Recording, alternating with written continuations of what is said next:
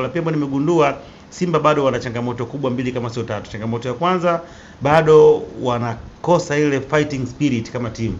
Kwa maana kuna kipindi lazima muweze kupambana na muweze kuweza concentrate kwa 100% katika mechi. Ukiangalia goli ambayo yamefungwa ni goli ambayo limeanza kutafutwa tokea first half. Ukiangalia katika mechi ya leo hii, na ilikuwa ni makosa ambayo yalikuwa yanajirudia. Walinzi wa Simba na viungo wa Simba walikuwa nakosa umakini hasa kwenye aerial balls.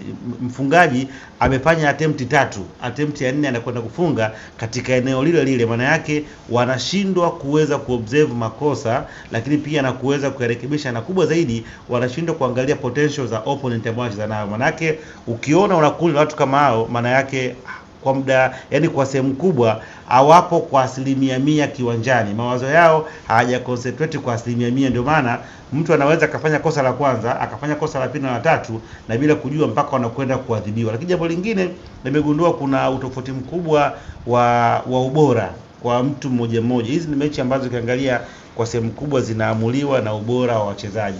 Simba wana quality ya kawaida, nimekuwa nikizungumza kila siku.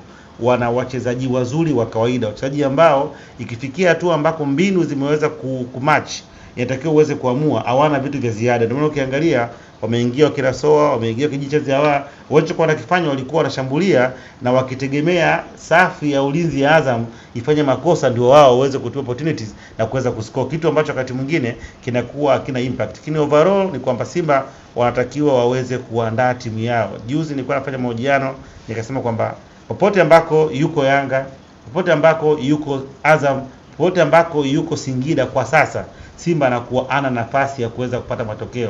Na ndio maana sikuiweka Simba katika timu ambazo zinaweza kuchukua bingwa, kwa sababu nilijua kuna Yanga, kuna Azam, na fakta kubwa ni quality, uwezo kujitoa, lakini pia hamu ya kuweza kucheza. Unaweza kuona watu kama kina Soa ameingia katika mechi ya leo hii, mipira ambayo ameweza kudrive haifiki mipira 9, hajapiga pasi ambazo zimefika zaidi ya 15, hajaweza kumonopolize space zaidi ya mara 3, na ndio mchezaji ambao wanamtegemea kwenye kosi ya Simba. Kwa hiyo wana changamoto nyingi ambazo nafikiri mwalimu anatakiwa hawezi kuziangalia, na nilikuwa nipata taarifa kwamba tarehe 12 ndio itakuwa siku yake ya mwisho ya kuweza kufanya assessment, lakini pia kuweza kujua maeneo gani ambayo anatakiwa afanyie marekebisho, kwa sababu sehemu kubwa ana nyota wengi ambao hawakidhi utashi matamanio ya mashabiki wa Simba kwenda kwenye mwisho wa msimu huu.